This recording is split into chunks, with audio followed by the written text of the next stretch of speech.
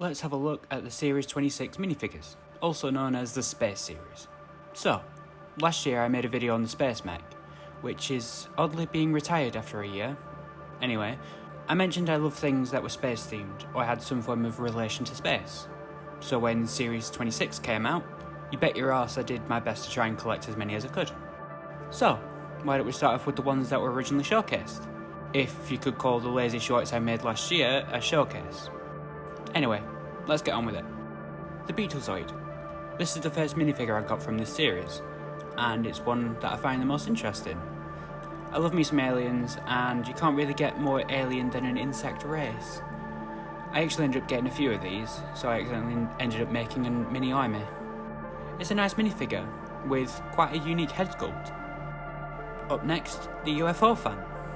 This is also a really nice little minifigure with a nice little design on the torso printing. It would have been cool to get maybe the moon on the front to complement the little earth on the back, but it's a nice design regardless. I actually got a couple of this guy, so it feels like maybe I could use this torso as a casual space themed outfit. Lastly, we have the M-Tron Powerlifter. Now, I'm aware that this minifigure has some ties to some really old sets. However, looking at this as someone who can't be bothered to look into it further, it seems pretty cool. It wasn't until looking at some of the promo images of this guy did I realise that it wasn't a blaster, it was a grabby thing. But you can't lie, it does look cool as a blaster. Now, onto the ones that I've got since that short released. Let's start with the astronaut. So for those who actually did watch the Space Mech video from last year, you'll know that this is actually my first astronaut minifigure. I was after one for a while, so I was happy to get this one. The only downside is when I want to use it as a minifig outfit, I have to take the backpack off as it won't fit with my hair. Still, it's one of my favourite parts of the collection. Up next we have the nurse android, or as I like to call it, Nan-E. I found this one to be rather interesting, as this is the first minifigure I've ever gotten that has transparent arms. I also like that it comes with a little baby astronaut, so I could put it with Benny and he can be a dad. Moving on, we have the robot butler. Now, this one is interesting. If I remember rightly, this is the first time a minifigure has had legs like this. Design wise I like them, but my only issue is that I wish they still had the hinge at the waist. Other than that, it's nice. It's also the first time I've had a minifigure with the Mysterio fishbowl helmet. The Space Heroine.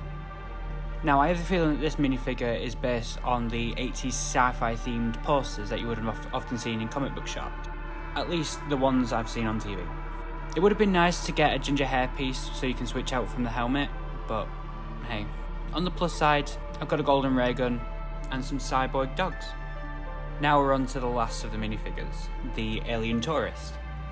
This one is rather cute, with its little camera and its little Love Earth torso piece. Again, like most of the others, I got quite a few of this guy, so I practically have a family of them that all have the same dress sense. It's a shame that I never managed to get my hands on some of the others. I might see if I can find the ones that I'm missing online, but hey, I got an astronaut, so silver lining. And I think I'll finish up there. I hope you enjoyed. Next month I'm planning on covering the D&D minifigures, so keep an eye out for that. If you're interested in seeing the other stuff I do, pop on over to the channel and have a gander at what's there. And if you like what you see, why not subscribe? So, I shall see you all next time. Fare thee well.